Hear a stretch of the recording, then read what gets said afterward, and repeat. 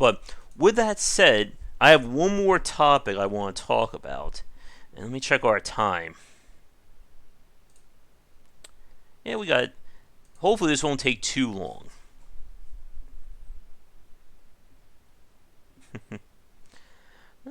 I'm thinking about opening that up for the Indie Game Spotlight stream, Red. I actually have to make another video announcement about that, like tonight or tomorrow. But I have one more topic I want to talk about, and this is one that, for long-time fans, you know that I'm a big supporter of game preservation.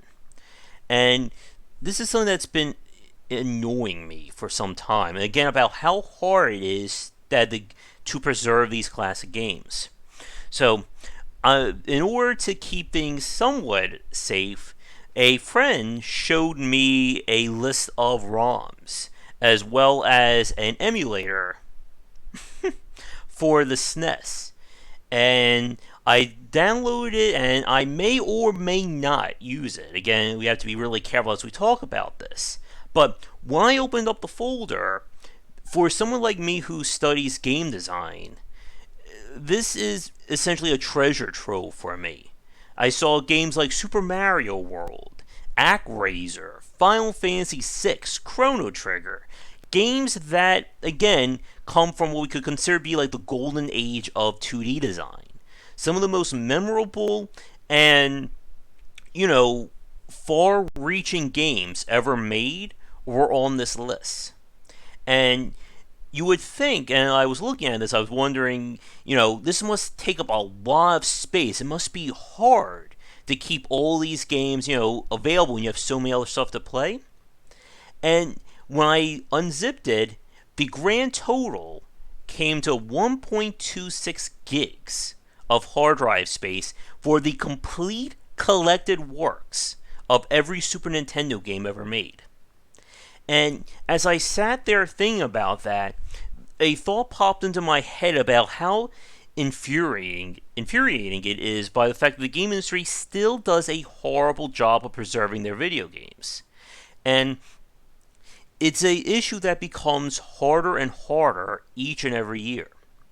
I shouldn't have to go on a soul-searching quest to play a game from 10 years ago, let alone 5. And it annoys me so much that more and more people aren't talking about this. Because as we've said, one of the biggest issues when it comes to game preservation is the fact that most people, game industry and outside of it, just don't care. And what makes me angry is that if tomorrow everybody, gamers, people, the fake gamers, game journalists, you name it, if they all yelled at Nintendo and demanded to make their back catalog available for everyone to get access to, I would say Nintendo would get that done in 6 months to a year. And I think that's me being very generous of that timetable. Because so much has been done in the name of game preservation under the table that it shouldn't be that big of a deal. But the problem is that the money, of course, it all comes back to money, right? That there's not enough money in the right place to convince people to support these games. Again, we've said this before about GOG and some of the troubles they ran into getting the licensing to digitize or to bring back some of these older titles. And there are people who hold on to the copyright of these older games, or companies just don't see the profit in it. We've talked about this with both Microsoft and Sony, saying that they just don't see the interest from a revenue standpoint to make the PlayStation 4 backwards compatible, or to spend more on having those alternatives. And we said this in our last, or in one of our previous segments, when we talked about how many companies mine for nostalgia with the NES Classic, SNES, and so on. And some people see this as a good thing, that we have these options, but it's really bad. Because again, there are hundreds of Super Nintendo games being released. Actually, let me look this up really fast. There are 721 Super Nintendo games that are released in North America. Now, we look up the SNES Classic,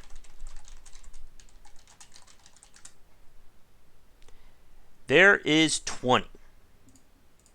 20. Well, I'm going to get to my point about that in a second there. 20 games is not the same as 721. And there are people who argue that the 20 games on the SNES are those that are big. Again, nobody's going to argue that Donkey Kong Country, Earthbound, Contra 3, Star Fox, Zelda are worth preserving. But the thing is that when it comes to, and that's another big point I'll get to in a second, when it comes to the historical side, there's plenty more games in that. And the major point about game preservation, or preservation in general, is that everything deserves to be preserved. It deserves to be remembered. Just as you have crappy movies, you have amazing movies. And the fact that it is easy to read a book from 100 to 200 years ago, or watch a movie from 60, 70 years ago, but I still can't play a game from 5 years ago is very troubling. And the problem, or what it all comes back to, as Mike says, is that it's the money. Like I said, if everybody tomorrow demanded Nintendo would release the back catalog of 721 games to be downloaded like GOG, do like an a la carte thing, $3 to $4 a pop, people would probably do that. Would everybody buy those 721 games? Hell no. I'm not optimistic enough to think that every gamer out there is going to buy a copy of Super Mario World, or buy Axley, or Jurassic Park for Super Nintendo. But the point is that something has to be done about game preservation. I keep ranting about this on Twitter, that there are games from 3 to 5 years ago that I would buy them right now to stream them and show them off to people. But I can't do that because there is literally no other option for doing it. And that's a very big problem. Because for the people who cite that games are art, you have to support game preservation, because if you don't, then we just enter this endless cycle of throwing out older games. You can't say that you want games as art at the same breath as saying you don't care about game preservation. Because what you're saying to me then is that games like Red Dead Redemption 2, like XCOM, like Gone Home and Her Story, or any other major name that you can think of, is just trash waiting to be thrown out. Because we're even seeing this right now with PlayStation 3 and 2 titles. I'm sure there are plenty of people who want to play, well, hopefully they do, that there are people who want to play games like Silent Hill, like Fatal Frame, Metal Gear Solid 3. But you can't find those games anymore or get everything that you need. And like I said, the amount of work that goes in playing these retro games is getting harder and harder. We'll see. If I want to play, for instance, and I was looking at this over the holiday in terms of buying stuff. If I want to play a classic game and play that legitimately, here's what I would need. I would need to buy a Super Nintendo. So let me see. What is a Super Nintendo costing right now? Not a SNES Classic. I mean an old Super Nintendo. If I want to buy it relatively, it could cost me about $80. Probably more, though, if I want to try and make sure I buy it from a reputable store. Okay, so there's $80. Now, of course, I need to buy a copy of a game. So let's say I want to stream Earthbound. Well, I could buy a copy of that game for, looks like used, at $83. If I want to buy a copy of Donkey Kong Country new, let me see. Could buy it for $16. Okay, so that's not too bad. Now I also need a TV with the composite hookups. So let's see.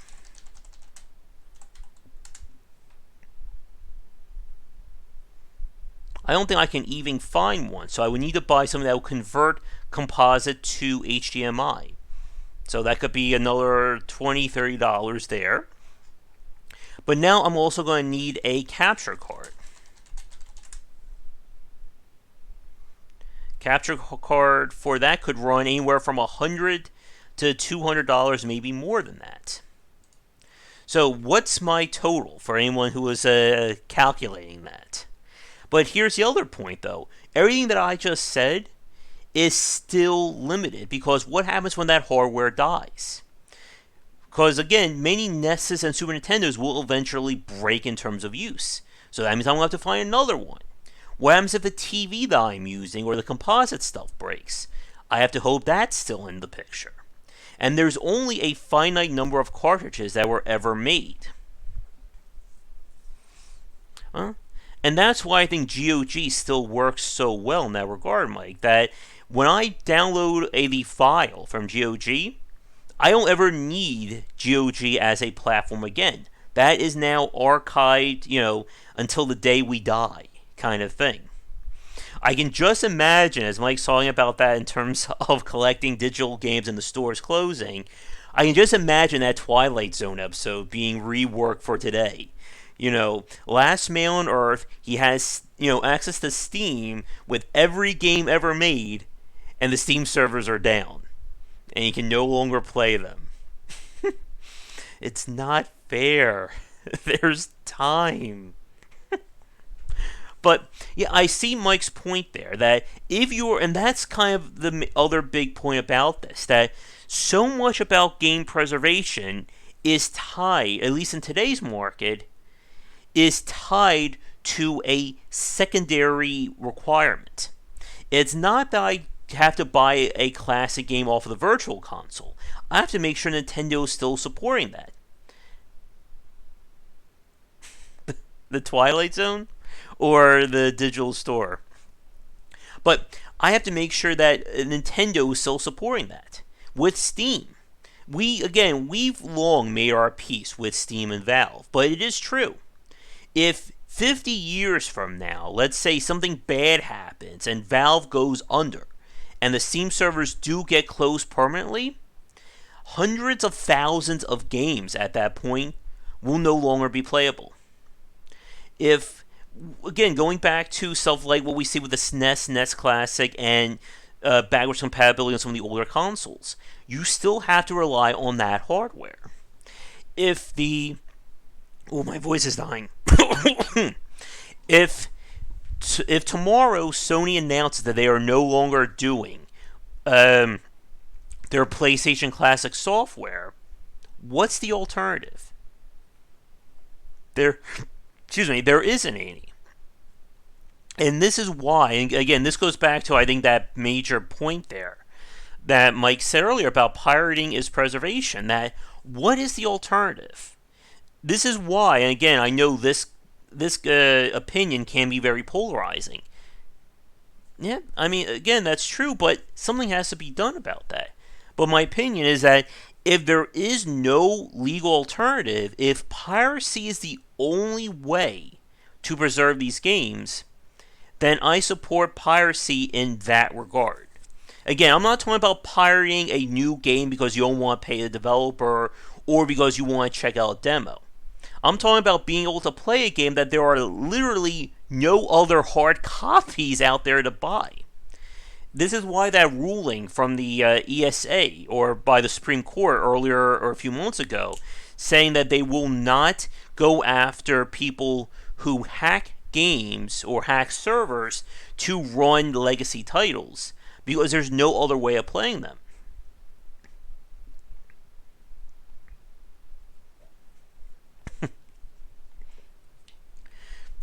Because again, and this is the other point, this goes back to the money.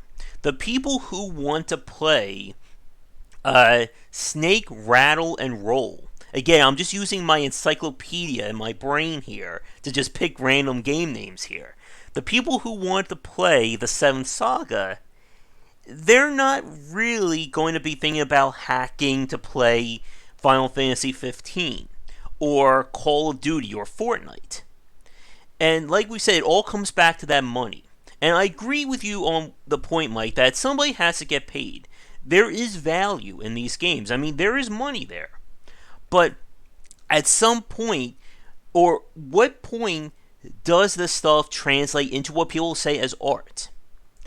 There are people out there who, again, if you don't care about game preservation, then you can't in the same breath say that a Chrono Trigger is a masterpiece or Kingdom Hearts is an amazing game, because again, if we don't support or preserve these games, they're going to disappear. Alright. Like, for all the fandom out there over Kingdom Hearts, or over Fortnite, or, again, pick a major franchise, do you think they really care about other titles than being preserved? And that's why stuff like the Video Game Museum, we had the Maid, that's what it was called. The Museum of Art and Digital Entertainment is such a big deal. But even when I spoke with the owner of that museum, he said that it's still a lot of work to keep these games. He says he has shelves of Nintendo, Super Nintendo, Genesis, you name it, consoles, because he knows those consoles are going to break. Sometimes they may break a little bit and you can repair them. Other times you may need to take parts and replace. And sometimes that console may just die. And there's no hope in bringing that back. And again, it sounds great and noble and all, but it's a band-aid fix. If there are only, I'm just going to throw a number out there. If there's, let's say, only 100,000 Sega Genesis systems remaining, then for every system that breaks, that's one less quote-unquote legitimate way of playing these games. So what happens in, who knows, let's say 15 years from now. Let's say in 15 years, all 100,000 Sega Genesis consoles are gone. All the parts are gone, they're destroyed, we don't have that. How is someone supposed to play those games? They're not. And that means that a part of the game industry's history is now permanently dead. And I know some people will say, well, let's just let Sega preserve those games. But again, as we said, most major companies aren't interested in that. And this is, again, more for the preservation or for the art side of the industry. And we've always had that argument over art versus the business. And just as there are people like myself, and I'm sure many others out there, who will say that video games are art, there are people who view things from a product or business standpoint. And that is certainly fair. Again, if a game doesn't make money, a company is not going to survive, or a developer is not going to keep going. Yeah, but again, though, that's still only a short-term fix, because what happens when those videos get taken down? Or again, like we've said, if you want to experience a game, it's different than experiencing a movie or a book. Somebody who analyzes video games, for instance, like myself, I need to be able to play those games. I need to be able to have that controller and see how the UI corresponds to what I'm playing. Being able to watch video, it helps, but only to a certain extent. But if you want to review a movie, you can watch that. If you want to review a book, you can pull up, the collected works of Shakespeare on a Kindle or on your smartphone, and you can experience that yourself. But going back to that original point, 1.26 gigabytes of space holds the collective work of every Super Nintendo game ever made. It shouldn't be this hard or this difficult to be able to play these games. And like I said, it's only going to get worse from here. The games that we play today, like God of War, and this is actually a great point to kind of end things on. As we're talking right now, as this stream or this video is going, we are in the month of December. This is the Game of the Year season. This is when those titles who do earn the major accolades are going to get rewarded for that. We know Fortnite's going to win an award. We know Red Dead Redemption 2 is going to get one as well. But despite how celebrated those games are now, what's it going to mean in 10 years when we can't play games like Red Dead Redemption 2 anymore? What happens when we move on to a PlayStation 5 or 6? Or whatever the Nintendo has up their sleeves. And these games get pushed further and further back. Because we're seeing this, as we said already, with games from 10 years ago. If Konami offered me for $4 or $5 the ability to buy Silent Hill 2, I would take that up in a heartbeat and then be able to stream that and show that game off and talk about it. But there aren't even those options available. And that's what's so infuriating. Because it wouldn't be that hard to get these games supported. Again, 1.26 gigabytes of space is nothing today. We have more on our smartphones than we do like on the Super Nintendo. So why can't we do more to preserve these games? Because like I said, it all comes down to whether or not games are art, or are they just trash waiting to be thrown out? And like I said, at the end of the day, if it comes down to the ultimate dividing line is either to pirate old games or not have them at all, I'm going to have to side with piracy on this one. Because, again, if we don't preserve the history now, it's going to go away. And we can't just rely on companies only showing off what they think are the 20 best games or the 20 most profitable games and use that as our only form of preservation. And while stuff like the Maid, and I know there's a game preservation society whose name escapes me. Let me see. Let's see, there's a game preservation society in Tokyo. But I know there was another one that was made in...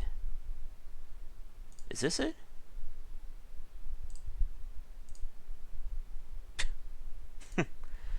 There's the Video Game History Foundation. I don't know if that's the one I was thinking of, but there was one that came around from Europe. I think it was made by 2 game journalists as well. That they work, or they're trying to work, but until we get a legitimate and legal answer towards game preservation, again, we're going to be losing out on so much. I mean, even GOG is still having trouble. They have a lot of games on there, but they certainly don't have it all. And here's my final point, and then I'm going to end things here because my voice is really starting to die on me. That people will argue that, and this goes back to our last point, that, or our previous section about video games and marketing, that the great games are going to rise to the top. People are always going to remember Super Mario World. They're always going to remember, Final Fantasy, Metal Gear, you name it. But the industry is made up of so much more.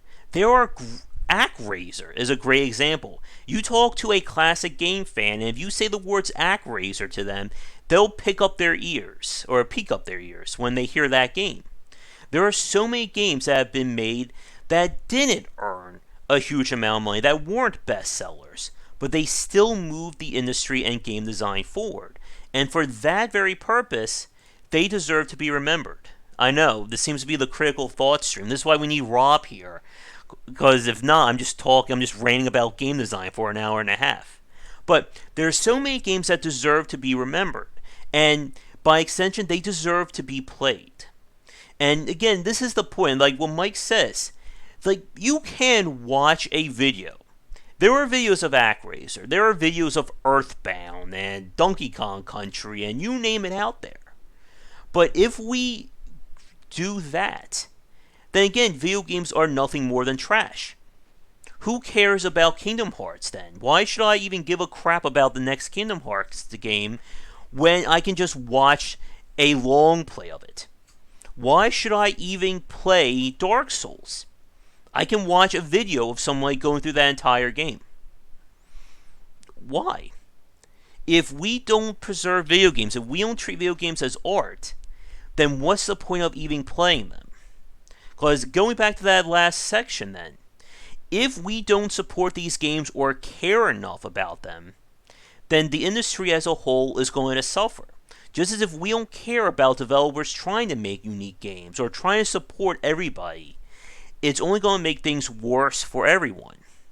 And like I said, I shouldn't need to struggle if I want to show people Fatal Frame 3. If I want to show somebody Super Mario Galaxy, for instance, it's a struggle because I need to, again, get the equipment I need. I need a capture card. If I want to be able to experience a game or treat video games more than just products, there needs to be more done here. And like I said at the start of this section, looking at that list of Super Nintendo games, you might as well have given me, the Holy Grail wrapped with the Golden Fleece for someone like me to be able to examine these games and play them again. Because a lot of these games, again, I haven't played in over 15 years. And it's only going to get worse and worse. In 20 years from now, are we going to look back at the PlayStation 4, Xbox One, and Switch generations as this mythical time? Oh yeah, I'm not mentioning that if I do run those. And like what Mike was saying about like the digital side, in 50 years from now, are we going to talk about a game like XCOM 2 as this strange thing that nobody has ever played, but it's entered the annals of myth? Like, will we have, like, instead of Greek mythology, we'll have game mythology? A long time ago, in the strange year of 1996, people played this game called Super Mario 64. It was a 3D game. We don't, that strange thing. We're up to 6 dimensions now in the future. That people had to use their hands. And these strange things called a joystick to play. Again, it sounds all far-fetched, but again, this seems to be part game design and part depressing cast this week. But I'm going to wrap it up here because I have to I'm going to be ranting a separate rant post about this on Game Wisdom as well. So I need to go get something to eat and refill about 5 cups of drinks now. So thank you for everybody watching this live or recorded. If you are new and would like to get this completely ad-free and uncut, check out patreon.com/GWBycer. Again, you can find my book and our Discord channel linked down below if you want to rant along with me over there. But I'll see everybody later tonight for some kind of game stream. And until then, be sure to check back for daily discussions on game design here and on Game Wisdom, where we examine the art and science of games. Until next time, I'll see you all next week around 3:30 for our next live stream. Hopefully Rob will be there. But until then, have a great night.